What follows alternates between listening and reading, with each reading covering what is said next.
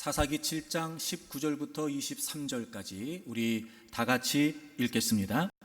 기드온과 그와 함께한 100명이 이경초의 진영 근처에 이른즉 바로 파수꾼들을 교대한 때라. 그들이 나팔을 불며 손에 가졌던 항아리를 부수니라.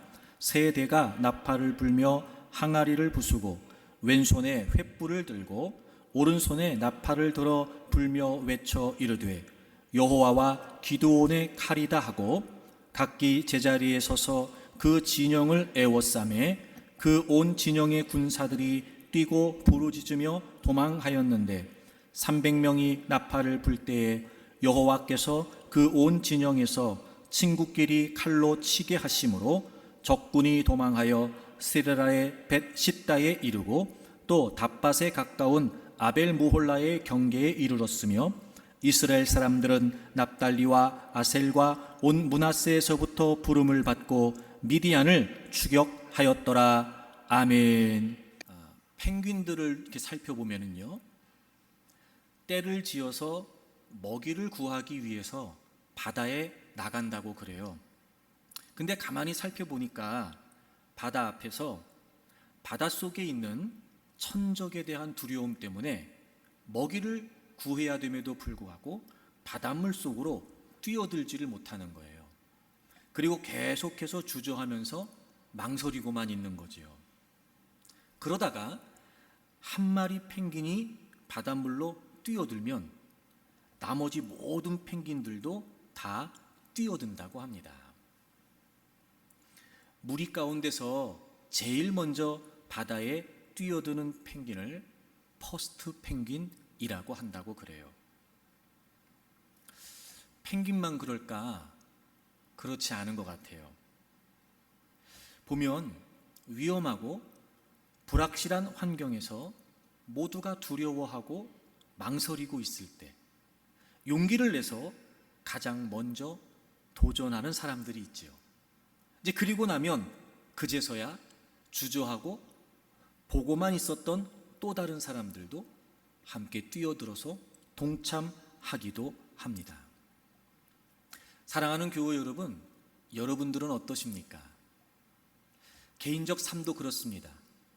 그저 망설이기만 하고 주저하기만 하고 그런 편이십니까? 아니면 그럼에도 불구하고 주저함 없이 뛰어들고 도전하는 분이십니까? 가정에서도 직장에서도 그럴 수 있을 거예요. 또 교회에서도 그럴 수 있습니다.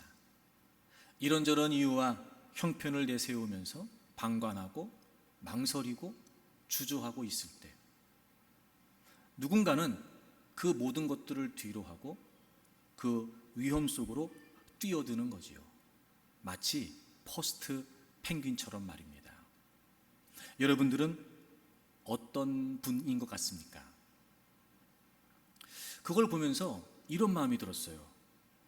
도대체 저 퍼스트 펭귄은 무슨 이유로 두려움을 감수하고 뛰어들 수 있는 걸까?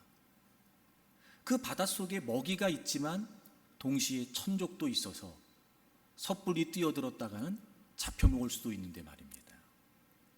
우리 주변에 이렇게 퍼스트 펭귄 같은 역할을 하는 사람들은 도대체 무슨 이유로 두려움을 감수하고 모두가 주저하고 있을 때 그 위험 속으로 뛰어드는 걸까?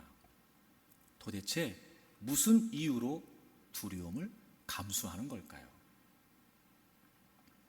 이스라엘의 거듭된 범죄 때문에 하나님께서는 7년 동안 그들을 미디안의 손에 넘기셨고 이스라엘은 미디안으로 인해서 큰 고통을 겪습니다. 이스라엘이 파종을 하면 미디안, 아말렉, 동방 사람들이 올라와서 먹을 양식을 하나도 남기지 않고 다 초토화시키는 겁니다. 짐승들도 다 잡아가는 겁니다. 얼마나 힘들었든지 이스라엘 백성들이 산속에서 굴을 파고 생활을 해야 할 정도였습니다. 그렇게 힘겨운 생활 속에서 이스라엘 백성들은 드디어 하나님을 찾기 시작합니다. 하나님께 회개하고 하나님께 부르짖으면서 하나님께 도움을 구하게 되지요. 하나님께서는 그들을 미디안의 손에서 건져내시기 위해서 기드온을 사사로 세우십니다. 그런데 기드온은 300명의 군사로 미디안 연합군 13만 5천 명과 싸워야 했습니다. 450대 1의 대결입니다. 도저히 이길 수 없는, 그리고 승리가 불가능한 전쟁이었습니다. 그런 불가능하고 위험한 상황에 그럼에도 불구하고 기드온은 뛰어듭니다. 마치 퍼스트 펭귄처럼 말이죠. 두려웠을 겁니다. 왜 그라고 망설임이 없었을까요? 하지만 그럼에도 불구하고 그는 그 전쟁으로 뛰어들게 됩니다. 도대체 무슨 이유로 기드온은 그런 두려움을 감수할 수 있었던 걸까요? 오늘 본문 15절을 보겠습니다. 사사기 7장 15절입니다. 기드온이 그 꿈과 해몽하는 말을 듣고 경배하며 이스라엘 진영으로 돌아와 이르되 일어나라. 지금 300명 군사들에게 얘기하는 거예요. 기드온이 일어나라, 일어나라 라고 하는 말이 필요했던 걸 보면 지금 어마어마한 대군 앞에서 분명히 그들은 주눅들어 있었을 것이고 두려움에 떨고 있었을 거예요. 근데 기드온은 일어나자는 거예요. 그리고 이렇게 말합니다. 여호와께서 미디안과 그 모든 진영을 너희 손에 넘겨주셨느니라. 여러분, 아직 싸움이 시작된 게 아닙니다. 아직 전쟁을 하고 있는 게 아니에요. 근데 지금 기드온은 마치 전혀 두려움 없이, 게다가 이미 전쟁에서 승리한 것처럼 우리 이겼어, 우리 승리했어, 하나님께서 넘겨주셨어 라고 자신 있게 말하면서 일어나라고 독려하고 있습니다. 하나님께서 넘겨주셨다는 거예요. 도대체 무슨 이유로 기드온은 두려움을 감수하고 이 말도 안 되는 불가능한 전쟁에 뛰어들 수 있었을까요? 하나님께서 넘겨주셨다. 즉 하나님께서 하실 것이라고 하는 분명한 믿음이 그에게 있었던 겁니다. 이미 하나님께서 기드온에게 약속하신 바가 있었거든요. 여러분 9절을 보실까요? 9절. 그 밤에 여호와께서 기드온에게 말씀하시는 거예요. 그러니까 기드온이 300명의 군사들에게 이야기하기 전에 하나님께서 기드온에게 먼저 말씀하시는 거예요. 그 밤에 여호와께서 기드온에게 이르시되 일어나라. 똑같이 말씀하시네요. 기드온에게 일어나라, 진영으로 내려가라. 내가 그것을, 이 미디안의 연합군이에요, 내가 그것을 내 손에 넘겨 주었느니라. 이미 하나님께서 기드온에게 내가 할 거야, 내가 다 넘겨줬다, 너네 내가 이기게 할 거야, 내가 싸우게 할, 내가 승리하게 할 거야. 하나님이 이미 기드온에게 말씀하셨고, 기드온은 그 하나님 말씀을 확신하고, 그리고 지금 300명의 군사들에게 일어나자, 하나님이 하실 거야, 하나님께서 이기게 하실 거야 라고 당당하게 독려하면서 싸움에 나갈 것을 이야기하고 있습니다. 도대체 무슨 이유로 기드온은 이 두려움을 감수했던 걸까? 도대체 모두가 주저하고 망설일 수밖에 없는 이 상황 속에서 어떻게 기드온은 퍼스트 펭귄 같은 역할을 할 수 있었던 걸까? 하나님께서 하신다라고 하는 분명한 이유가 그에게 있었던 겁니다. 하나님께서 하신다, 하나님께서 이기게 하신다, 하나님께서 넘겨주셨다. 여러분, 그 확신이 기드온에게는 분명한 이유가 되었던 겁니다. 의지가 강한 사람과 의지가 약한 사람의 차이가 뭔지 아십니까? 그것을 해야만 하는 자기만의 이유에 있습니다. 자기만의 이유, 자유. 아하, 여러분, 자기만의 이유, 자유가 있는 사람은 그 어떤 두려움에도 얽매이거나 구속되지 않습니다. 그리고 자유합니다. 그렇습니다. 누구나 다 문제 속에 삽니다. 누구나 다 불안과 두려움 속에 삽니다. 근데 누구는 뛰어듭니다. 왜요? 자유가 있거든요. 자기만의 이유 말입니다. 적어도 우리 모든 그리스도인들이 믿음으로 살아가는 삶의 현장에 직면하는 많은 상황 속에 우리는 두렵고 불안할 수밖에 없습니다. 우리도 그렇습니다. 하지만 여러분 잊지 마십시오. 우리에게는 분명한 자유, 자기만의 이유가 있습니다. 하나님께서 하신다는 거예요. 하나님께서 함께 하시고, 하나님께서 도와주시고, 하나님께서 이기게 하심으로 말미암아 하나님께서 하신다는 거예요. 자기만의 이유, 자유가 있으면 자유할 수 있어요. 다시 말하면 왜 우리가 여전히도 뛰어들지 못하고 망설이고 주저하고 이런저런 이유와 핑계 속에 주저앉아 있는 걸까? 자유가 없어요. 자기만의 이유, 내가 왜 뛰어들어야 되지? 내가 왜 이 일을 해야 되지? 자기만의 이유, 하나님이 하신다, 하나님께서 하신다, 이 자기만의 이유가 우리에게 없는 겁니다. 그러니 여러분, 문제와 상황 앞에 벌벌 떨면서 주저앉아 있는 거예요. 사랑하는 교회 여러분, 기드온이 퍼스트 펭귄처럼 그 말도 안 되는 불가능한 전쟁에 뛰어들었던 자기만의 이유, 자유, 하나님께서 하신다, 이 분명한 이유가 우리의 삶에도 자기만의 이유, 자유가 되기를 바랍니다.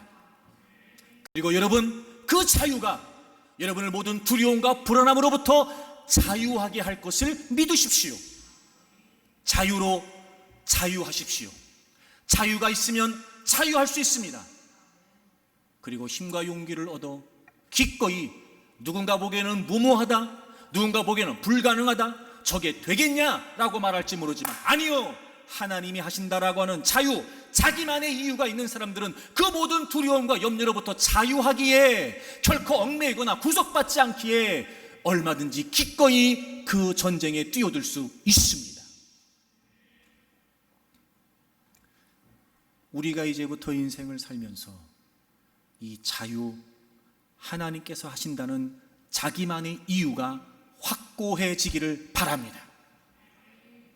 그리고 우리에게 정말 살아계신 하나님을 믿는 믿음이 있다면, 그 어떤 문제와 상황 앞에서도, 아니 불가능하다고 여겨지는 형편 앞에서도 기꺼이 퍼스트 펭귄처럼 뛰어들 수 있는 진정한 믿음의 사람들이 되기를 바랍니다. 그렇다면 여러분, 우리가 어떻게 이 자유를 확신할 수 있을까요? 하나님께서 하신다, 이 자기만의 이유, 이 자유를 우리가 어떻게 그럼 나의 이유로 확신할 수 있을까요? 하나님께서 하신다는 걸 우리가 분명히 깨우칠 필요가 있습니다. 먼저 그렇게 해서 13만 5천 명이라고 하는 미디안의 연합군과 이스라엘이 이제 싸워야 돼요. 군사들이 모였습니다. 처음에 3만 2천 명이 모였어요. 여러분, 13만 5천 명과 싸워야 되는데 3만 2천 명이 모였다고요. 택도 없지요. 근데 하나님께서 기드온에게 이렇게 말씀을 하세요. 오늘 본문 사사기 7장 2절을 좀 보겠습니다. 2절입니다. 여호와께서 기드온에게 이르시되 너를 따르는 백성이 너무 많은즉, 하나님 뭐라고 말씀하시냐면, 지금 미디안의 연합군이 13만 5천 명이 모였어요. 성경을 보니까요, 메뚜기 떼같이 모였다고 그랬고요, 그들이 타고 온 낙타가요 바닷가에 모래 같다고 그랬어요. 어마어마하게 많은 수죠. 근데 고작 3만 2천 명이 모였단 말이에요. 근데 하나님 뭐라고 말씀하세요? 너무 많다는 거예요. 그러면서 이렇게 말씀하시네요. 내가 그들의 손에 미디안을 넘겨주지 않을 거라는 거예요. 좀 아까는 넘겨줄 거야, 넘겨줄 거라고 말씀하셨는데, 이미 그 전에 하나님께서는 넘겨주지 않을 거라는 걸 먼저 말씀하셨어요. 이유가 뭘까요? 이유가 중요하겠죠. 이는 이스라엘이, 너희들이 나를 거슬러 스스로 자랑하기를 내 손이 나를 구원하였다 할까 함이니라. 여러분, 여기서 거스른다는 말이 무슨 말이냐면 맞선다는 말이에요. 참 여러분, 이 말이 의미가 있는 게, 자, 하나님과 우리는 분명히 본질적으로 차이가 있어요. 근데 그 인간이 하나님과 맞서려면 어떻게 해야 돼요? 자신을 들어 올려야 돼요. 이 거스른다는 말이 그런 말이에요. 전혀 그런 존재가 아닌데 스스로 자신을 끌어올려서, 들어 올려서 누구와 맞선다는 거예요? 하나님과 맞선다는 거예요. 그래서 스스로 자랑한다는 거예요. 이 스스로 자랑한다는 게 무슨 말이냐면 자기 영광을 나타낸다는 거예요. 그러니까 전혀 하나님하고 우린 비교될 수 없는 존재인데 인간이 자신을 들어 올려요. 억지로 들어 올려요. 말도 안 되게 들어 올려요. 그리고 하나님과 맞서서 그 하나님 앞에서 감히, 그 하나님 앞에서 자기 영광을 나타낸다는 거예요.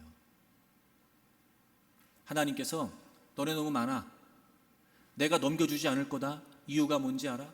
만약에 너네가 지금 그렇게 싸워서 이기면 니네가 니네 힘으로, 니네 능력으로 니네가 싸워서 이겼다고 말할 거야. 니네 스스로 영광을 나타내겠지. 그러니까 안 돼, 안 넘겨줘, 이 말씀하시는 거예요. 그리고 다 돌려보내시고 몇 명 남았어요? 300명 남았어요. 그리고 그 전쟁에서 기드온이 300명 용사와 함께 승리하지요. 보세요. 하나님은 하나님께서 하시겠다고 그랬어요? 하나님께서 넘겨주시겠다고 그랬어요? 그럼 이 전쟁을 통해 하나님이 원하시는 게 뭐예요? 이 전쟁을 통해 하나님이 하시겠다는 이유가 뭐예요? 하나님께서 영광을 받으시겠다는 거예요. 우리 삶에 있어 우리의 분명한 자유, 자기만의 이유, 그럼에도 불구하고 우리가 도전하고, 그럼에도 불구하고 우리가 싸우고, 그럼에도 불구하고 우리가 힘써야 될 이유, 자기만의 이유, 하나님이 하신다는 거예요. 하나님께서 하신다는 건 하나님의 영광을 위해서 하나님께서 하시겠다는 거예요. 사랑하는 교우 여러분, 왜 우리에게 자유가 없을까? 왜 우리에게 자기만의 이유가 없을까? 내 영광을 드러내려고 하면서 나도 확신이 없는 거예요. 그런데 여러분, 하나님의 영광이 분명하잖아요. 얼마든지 뛰어듭니다. 왜요? 나는 상관없거든요. 내가 부상당하고, 내가 지치고, 내가 쓰러지고, 내가 피곤하고, 내가 힘겹고 상관없어요. 왜? 어차피 내 모양새가 중요한 게 아니고 하나님의 영광이 중요했으니까. 어차피 내가 뭘 얻겠다는 게 아니었고, 내가 드러나겠다는 게 아니었고, 어차피 내가 영광을 받겠다는 게 아니었고, 하나님의 영광을 받으시면 되니까 나는 어떻게 돼도 상관없어요. 그러니 기꺼이 하나님께서 한다는 확신을 가진 사람은 하나님의 영광을 위해 무모한 듯 보여도 뛰어드는 거예요. 우리를 그 모든 두려움과 불안함에서 자유하게 할 수 있는 자유, 하나님께서 하신다는 건 하나님의 영광을 위해서 하나님께서 하신다는 거예요. 사랑하는 교회 여러분, 저는 이제부터 여러분이 살면서 이 한 가지가 분명해지기를 바랍니다. 하나님의 영광, 하나님의 영광. 하나님, 저는 어떻게 돼도 상관없습니다. 하나님, 저는 괜찮습니다. 하나님이 영광을 받으실 수만 있다면, 이 일을 통해, 내가 감당하고 내가 섬겨야 될 이 일을 통해 하나님께서 영광을 받으시기만 한다면 하나님, 저는 기꺼이 뛰어들겠습니다. 주저할 게 없지요. 망설일 이유가 없어요. 게다가 하나님의 영광을 위하면 하나님께서 하실 테니까요.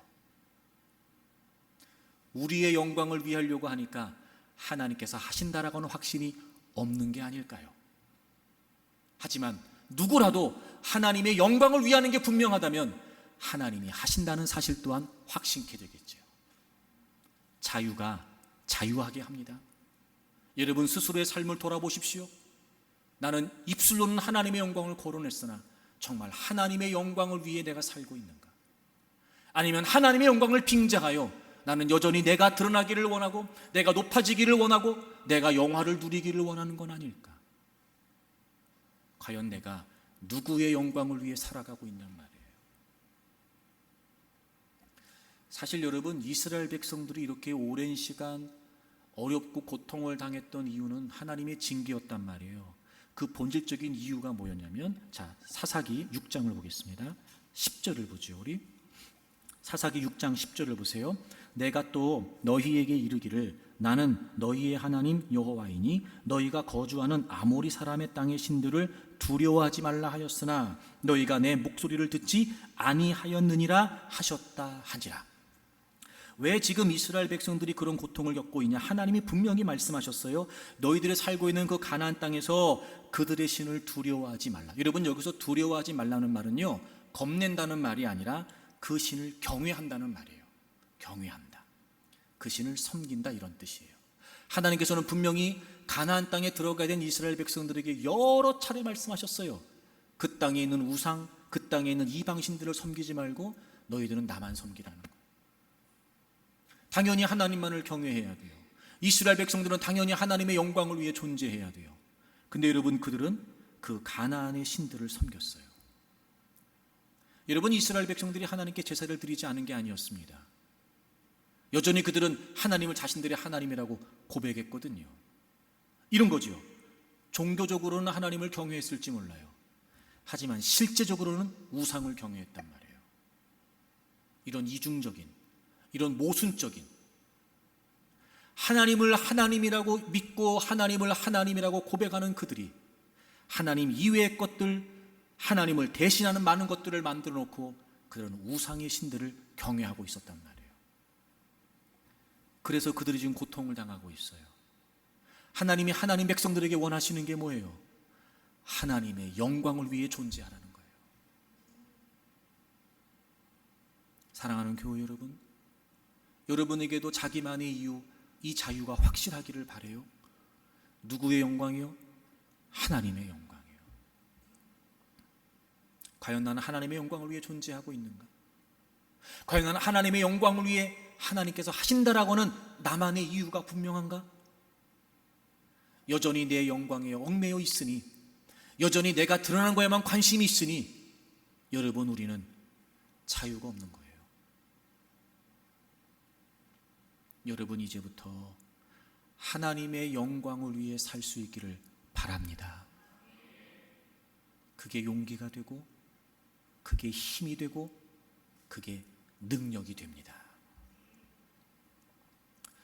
그래서 항상 우리는 하나님께 영광을 올려야 된다는 걸 모르지 않음에도 불구하고 끊임없이 우리는 하나님의 영광이 아닌 내 영광을 쫓으려고 하는 속성이 있다는 걸 경계해야 돼요. 이게 왜 그러냐면 모든 인간들은 다 마찬가지예요, 여러분. 이게 왜 그러냐? 우리가 부정할 수 없는 우리의 완벽한 딜레마, 죄악된 본성, 이 죄성의 근본이 뭐냐면 하나님처럼 되는 거예요. 아담과 하와가 하나님께서 금하셨던 선악과를 사단의 유혹 때문에 따먹었던 이유가 뭐였냐면, 사단이 하와에게 유혹하잖아요. 너네 선악과 따먹어도 죽지 않아. 오히려 너희들이 따먹으면 하나님과 같이 될 거야 라고 유혹을 해요. 그리고 선악과를 따먹죠. 그럼 따먹은 이유가 뭐라는 거예요? 하나님과 같이 되려고 했던 거예요. 여러분, 그게 죄의 본성이에요. 하나님을 하나님으로 인정하지 않고 하나님의 영광을 위해 살지 않고 내가 하나님 되고 내가 하나님 영광 가로채고 내가 하나님보다 더 중요하고 하나님의 영광이 이유가 되지 않는 건요, 우리 모든 인간들이 근본적으로 가지고 있는 죄성이에요. 이 말이 무슨 말일까? 그러므로 우리는 끊임없이 매 순간 하나님의 영광을 위해서 깨어 있어야 돼요. 여러분, 이사야 14장을 찾아보실까요?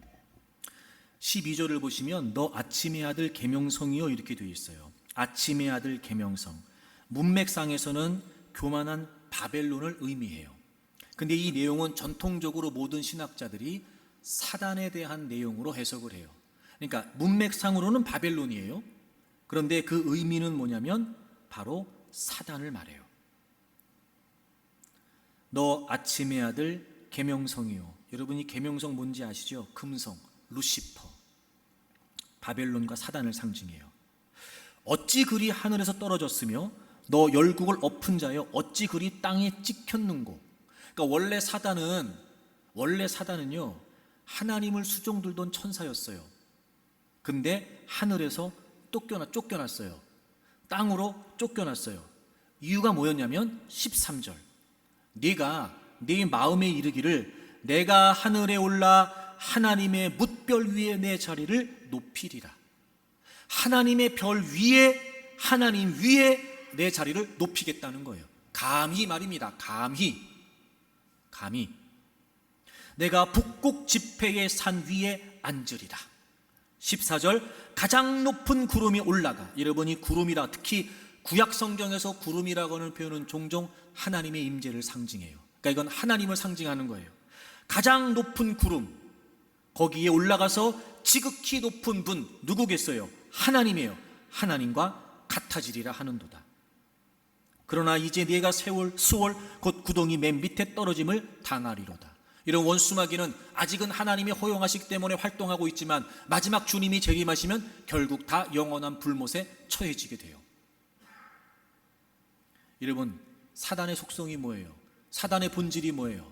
지가 하나님 되는 거예요. 여러분, 우리가 감출 수 없는 우리의 죄악된 본성 말입니다. 부정할 수 없는 우리가 갖고 있는 죄악된 본성, 그 죄악된 본성의 가장 핵심이 뭐예요?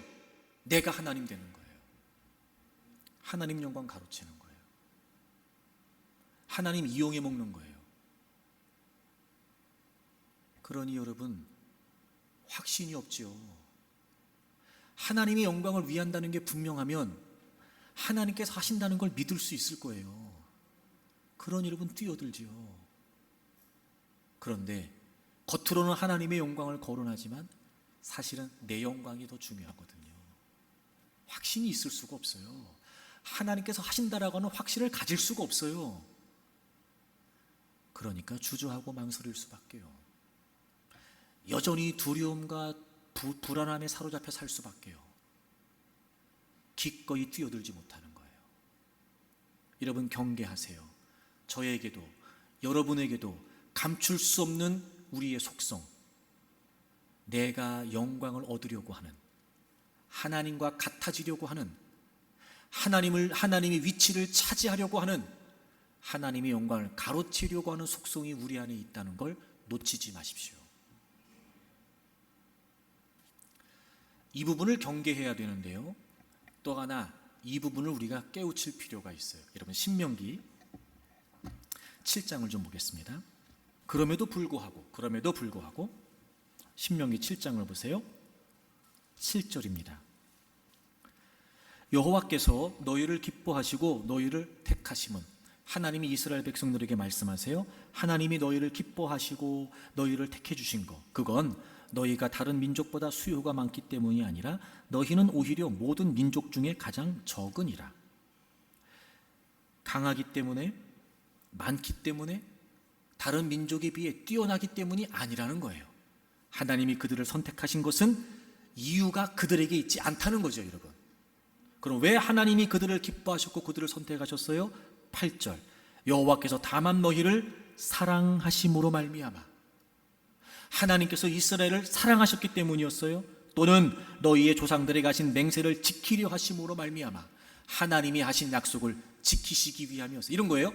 하나님이 이스라엘을 선택하신, 자신의 백성으로 선택하신 이유가 뭐예요? 그 이유가 이스라엘에게 있지 않아요. 하나님께 있어요. 하나님이 그들을 사랑하셨기 때문이고, 신실하신 하나님이 자신의 약속을 지키시기 위함이었단 말이에요. 하나님이 우리를 그럼에도 불구하고 구원하시고 하나님의 자녀 삼아주셨잖아요. 우리 안에는 끊임없이 내가 하나님 되려고 하는 욕망이 있단 말이에요. 하나님의 영광이 아니라 내 영광을 쫓으려고 하는 죄성이 우리 안에 있어요. 그럼에도 불구하고 하나님 우리를 선택하셨고 하나님 자녀 삼아주셨고, 그래서 하나님의 영광 우리 위에 살게 하셨어요. 이유가 뭐예요? 우리에게 이유가 있는 게 아니에요. 하나님이 우리를 사랑하셨기 때문이고 하나님이 우리를 향하신 약속을 지키시기 때문이었어요. 즉 이게 무슨 말이에요, 여러분? 하나님께서 우리를 위해 하신 모든 일들은 우리가 선하기 때문이 아니라 하나님께서 선하시기 때문이에요. 우리 안에 하나님의 영광을 가로채려고 하는 죄성이 있다는 걸 우리는 경계해야 됩니다. 또 하나, 그럼에도 불구하고 우리는 여전히 하나님의 선하심, 하나님의 사랑하심, 하나님의 은혜 속에 모든 것을 누리고 있다는 걸 깨달아야 됩니다. 즉 우리가 사는 모든 삶은 하나님의 은혜로 산다는 걸 깨달으라 말이에요. 교만할 수가 없죠, 여러분. 주신 분이 하나님이시니까 주신 분을 위해 사는 건 당연한 게 아니겠어요? 여러분, 우리가 가질 수 있다는 건 하나님이 주셨기 때문이고 우리가 누릴 수 있다는 건 하나님이 허락하셨기 때문입니다. 그렇다면 어찌 우리가 갖고 있다고 하여, 어찌 우리가 누리고 있다고 하여 그걸 내 영광을 위해 할 수 있겠냔 말이에요. 누가 주신 건데요? 하나님이 주신 건데요. 어떻게 나를 드러낼 수 있습니까? 하나님 것 가지고 어떻게 내가 유세를 부리냐고요? 하나님 거 가지고 어떻게 내가 자랑하냔 말이에요. 뻔히 다 아는데 하나님이 주신 거라는 걸 말입니다. 경계하고 깨달으면 우린 얼마든지 하나님의 영광을 위해 살 수 있습니다.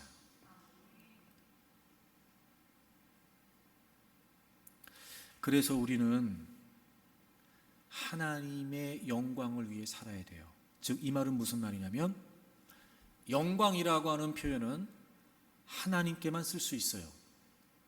그렇죠, 여러분? 영광을 받으실 분은 한 분이세요. 누구시지요? 하나님이세요. 그러므로 영광이라고 하는 단어는 하나님께만 써야 돼요. 그럼에도 불구하고 우리 인간이 하나님의 영광을 가로채려고 그래요. 그건 뭐예요, 그럼? 허영이에요.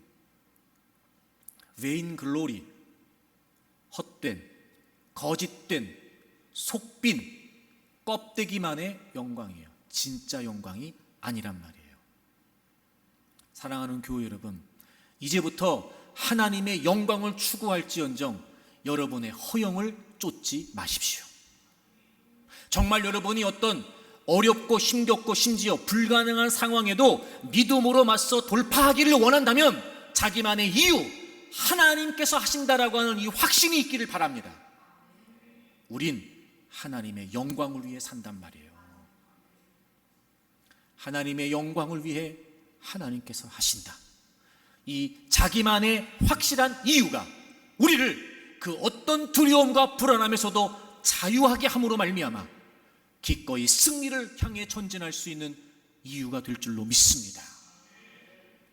자유로 자유하십시오. 두 번째, 하나님께서 하신다는 게 여러분 또 우리가 어떻게 이해를 해야 될까? 다시 오늘 본문 좀 돌아와 보시겠어요? 오늘 본문. 분명히 이기기에는 불가능한 전쟁이었습니다. 미디안의 연합군은 13만 5천 명이 모였어요. 근데 이스라엘의 군사는 3만 2천 명이 모였습니다. 근데 하나님께서 너무 많다는 거예요. 도무지 이해가 안 되죠, 여러분. 그리고 하나님께서 추리셔서 300명을 모으십니다. 남기십니다. 자, 예를 들어 여러분 이럴 수는 있잖아요. 이게 워낙 막강한 군대랑 싸워야 되니까 예를 들어서 의쟁이 뜨쟁이 다 모아서 전쟁을 하기보다는 소수정예 그 어떤 많은 군사들이라도 기꺼이 이겨낼 수 있는 소수정예에 300명을 남겼다. 이러면 이해가 되죠, 여러분. 이러면. 근데 하나님께서 300명을 남기신 그 과정을 보니까 처음에 3만 처음에 뭐였어요? 야, 겁나는 사람은 다 가라. 그리고 10,000명 남았어요. 야, 물가에 내려가서 물을 좀 먹여봐라. 그리고 300명 남기신 거예요. 아니, 300명을 남기신 기준이 이상하잖아요. 지금 뭐 해야 돼요? 전쟁해야 된다고요, 여러분.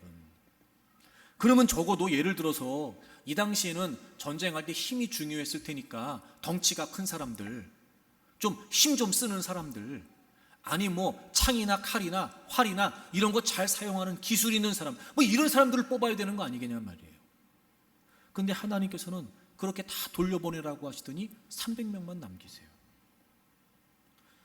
도대체 여러분 이게 지금 전쟁을 하려고 하는 거냐 말이에요. 더 재밌는 사실은요, 전쟁을 준비하라고 하면서 하나님께서 이런 말씀도 하세요. 여러분 16절을 보세요. 16절 300명을 세 대로 나눕니다. 300명이 많은 것도 아닌데 그 300명을 100명씩 해서 세 조로 나누라는 거예요. 그러더니 각 손에 나팔과 빈 항아리를 들고 항아리 안에는 횃불을 감추게 하래요.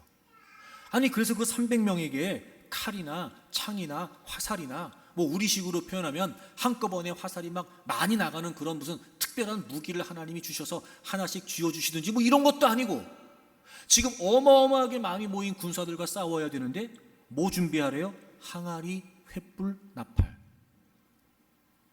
아니 지금 무슨 파티하는 거 아니잖아요, 여러분. 무슨 불꽃놀이 하라고 모인 거 아니잖아요. 전쟁하려고. 상식적으로 이해가 안 되잖아요. 항아리, 그 안에 횃불을 감추고 그리고 나팔을 불래요. 그러면서 하나님이 싸우라고 말씀하세요. 이렇게 말이죠. 19절을 보세요. 기드온과 그와 함께한 100명이 이경초의 진영 근처에 이른즉 바로 파수꾼들을 교대한 때라. 그들이 나팔을 불고 손에 가졌던 항아리를 부숴요.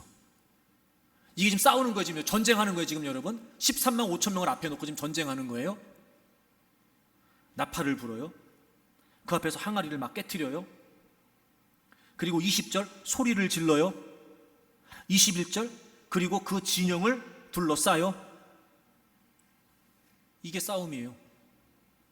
이게 싸움이에요. 하나님이 그렇게 하라고 하셨어요. 근데요, 정말 놀라운 일이 벌어집니다. 22절 그렇게 300명이 나팔을 불고 항아리 깨뜨리고 소리 지르고 했는데 여호와께서 하나님께서 그 온 진영에서 친구끼리 자기들끼리 칼로 치게 하신 거예요. 그래서 자기들끼리 아비규환이 되면서 뿔뿔이 흩어지고 도망가고 죽고 그렇게 된 거예요. 그렇게 이겼어요. 하나님께서 하셨어요. 기드온에게는 자기만의 분명한 이유가 있었어요. 하나님께서 하신다. 어떻게 하셨어요?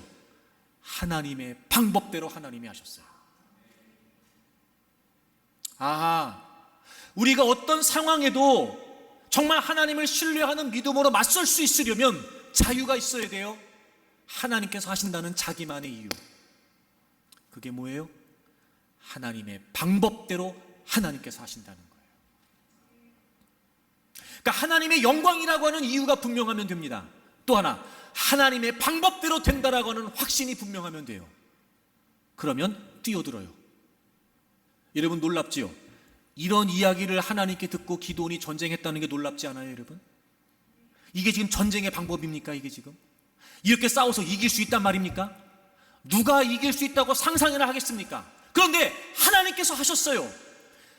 기드온은 그 이유가 분명했다고요. 자유가 확실했어요. 하나님께서 하신다. 그러니까 하나님이 알려주신 방법대로 기드온은 한 거예요. 그리고 하나님은 그 전쟁에서 이기게 하셨어요. 여러분, 우리가 두려운 이유가 뭐예요? 불안한 이유가 뭐지요? 도무지 대책이 없는 거예요, 지금 우리한테는. 그러니까 대처도 못하는 거예요. 팔만 동동 구르고 있어요. 그러니 뛰어들지를 못하죠. 하지만 그런 중에도 자유가 확실한 사람, 즉 하나님께서 하신다, 자기만의 이유가 분명한 사람은 그 모든 두려움과 불안함에서 자유함을 얻고 기꺼이 그 무모한 전쟁에 뛰어들어요. 왜요? 하나님께서 하신다는 사실을 믿는 그에게 하나님은 방법도 일러주시거든요. 그러니 어차피 이유가 하나님이 하시는 거였어요. 어차피 이유가 하나님의 영광이었어요. 그러니 여러분, 내가 생각할 것도 내가 고민할 것도 없어요. 하나님의 방법대로 행하면 하나님께서 하시는 건 분명하거든요. 그래서 자유가 자유하게 하는 거예요. 사랑하는 교우 여러분, 두려우시지요? 불안하시지요? 섣불리 나서기가 어려우시지요? 그래요. 그럼 이제부터 우리가 뭘 하면 될까요? 하나님께서 하신다라고 하는 이유가 분명하면 되거든요. 그런 사람들은 뭐 하는지 아세요? 하나님이 어떻게 하라고 하실지 귀를 기울이는 거예요. 여러분, 이 장면 한번 상상해 보세요. 그 군사의 수가 메뚜기 떼같이 지금 누워 있어요. 그들이 끌고 온 낙타가 해변에 모래처럼 많아요. 근데 300명 남았어요. 여러분, 기드온이 뭐 했을까요, 그때? 여러분 같으면 뭐 하시겠어요? 이제 싸워야 돼요, 여러분이. 뛰어들어야 돼. 퍼스트 펭귄처럼 여러분이 뛰어들어야 돼요. 여러분, 그 상황에 뭐 할 수 있겠어요? 할 수 있는 게 뭐가 있어요?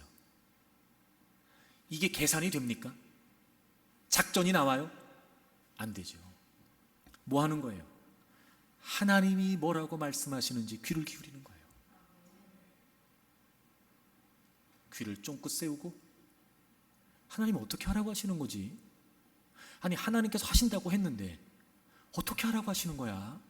어떻게 하시려고 하는 거지? 여러분, 그런 상황 되면은요, 하나님께서 하신다는 자기만의 이유가 확실한 사람들은요, 그렇기 때문에 하나님의 방법에 귀를 기울이지 않을 수가 없는 거예요. 다시 말하면 우리가 지금 뭐 하면 돼요? 하나님의 방법에 귀를 기울이면 돼요. 이런 마음이었으면 좋겠어요. 여러분, 시편 119편을 찾아보세요. 시편 119편 다 같이 한번 읽어요. 시편 119편을 찾으시고 시편 119편 81절 82절 우리 다 같이 읽겠습니다.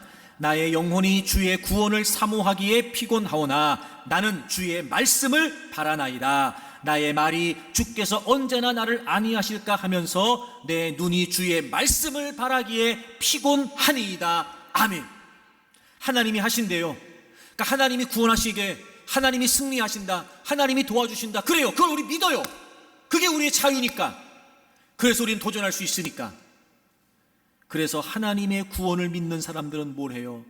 하나님의 말씀을 바라는 거예요.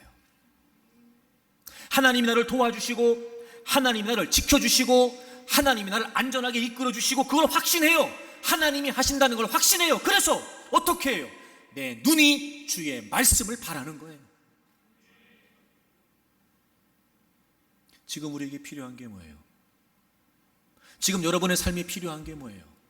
지금 여러분의 가정에 필요한 게 뭐예요? 지금 우리 교회 공동체에 필요한 게 뭐예요? 정말 하나님께서 하신다는 사실을 확신하고 그 하나님의 방법에 귀를 기울이며 하나님이 하라고 하시는 대로 뛰어드는 사람, 그게 필요한 거예요. 이것 때문에 안 된다, 저것 때문에 안 된다, 이것 때문에 못한다, 이게 문제다 얘기하는 건 쉽습니다. 여러분, 그런 말을 안 하는 사람은 몰라서 말을 안 하는 걸까? 아니요. 그게 필요한 게 아니죠. 뭐가 필요해요?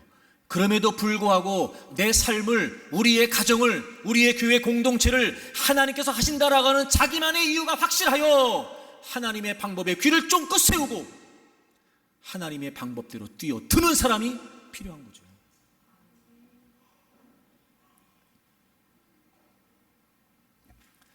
그래서 여러분 보세요. 하나님의 영광을 추구하고 내 허영을 쫓지 말아야 되는 것처럼 진짜 우리에게 필요한 건 뭐냐면요, 하나님의 말씀에 순종하는 거지 내 승리를 쫓는 게 아니에요. 우리에게 필요한 마음가짐은 승리가 아니고 순종이에요. 하나님의 방법대로 해야 이길 수 있거든요. 하나님의 방법대로 해야 돌파할 수 있거든요. 그러니 우리에게 필요한 건 뭐예요? 순종이에요. 승리를 쫓지 마세요, 여러분. 성공을 쫓지 마시라고요. 순종을 추구하세요. 하나님께서 하신다니까요. 그래서 여러분, 제가 누누이 여러분에게 강조하지만 오늘 사사기 이 6장 7장에 나오는 기드온의 전쟁에서도 도무지 하나님 말씀하시는 방법은 이해가 안 돼요. 근데 놀랍죠, 여러분? 그 하나님 방법대로 순종했더니 뭐가 주어졌어요? 승리가 주어졌어요. 여러분, 우리가 반드시 하나님 말씀을 대할 때마다 극복해야 될 딜레마예요. 보세요, 명확합니다. 관계 없는 현상이 순종하면 관계 있는 실상이 됩니다. 순종하지 않으면 여전히 관계없는 현상이에요. 아니, 지금 전쟁해야 되는데 항아리를 준비하라니, 횃불을 준비하라니, 지금 전쟁과 아무런 관계없는 현상이잖아, 지금 주님 말씀이. 근데 순종했어요. 그때 어떻게 돼요? 그 전쟁을 이기는, 지금 그 상황과 관계 있는 승리, 실상이 된단 말이에요. 진짜 중요한 게 뭔지 아세요? 아는 거요? 듣는 거요? 깨닫는 거요? 은혜 받는 거요? 아니요. 순종하는 거예요. 순종. 왜 말씀을 그렇게 듣는데 힘이 안 날까? 왜 성경을 그렇게 읽는데도 힘이 안 생기는 걸까? 왜요? 순종하지 않으니까요. 말씀 속에서 하나님의 뜻을 깨우친다고 말해요. 여전히 현실감이 없거든요. 순종하려는 마음이 없으니까 구체적으로 적용하려는 마음도 없거든요. 고민도 안 해요. 묵상도 안 해요. 놀라운 건 여러분, 듣긴 들어요. 근데 알아듣지를 못하는 겁니다. 그러니 여전히 내 삶에 하나님 말씀은 관계없는 현상이에요. 아니, 하나님 지금 나는 이런 상황인데 왜 자꾸 이런 얘기만 하세요? 이게 무슨 관계 있다고? 아니요 여러분, 관계없는 현상이 아니고 순종하면 여러분의 상황에 정말 관계 있는 실상이 된다니까요. 제가 여러분에게 끊임없이 성경 읽는 걸 강조하고, 제발 한 구절이라도 묵상하면서 구체적으로 여러분의 삶에 어떤 의미인지를 찾아서 적용하고 순종하라고 말씀드리는 거예요. 아무것도 아닌 사소한 것 같지만, 그 하루가 아무것도 아닌 것 같지만, 그렇게 사소한 순종 하나가, 일상에서의 순종 하나가, 누군가는 지나칠 수밖에 없는, 누군가는 아무것도 아니라고 취급할 수 있는 그 순종 하나가 하루하루 쌓여가면서 하나님을 더 신뢰하게 되고, 마침내 결정적으로 이렇게 어마어마한 전쟁에서 이기게 되는 승리가 된단 말이에요.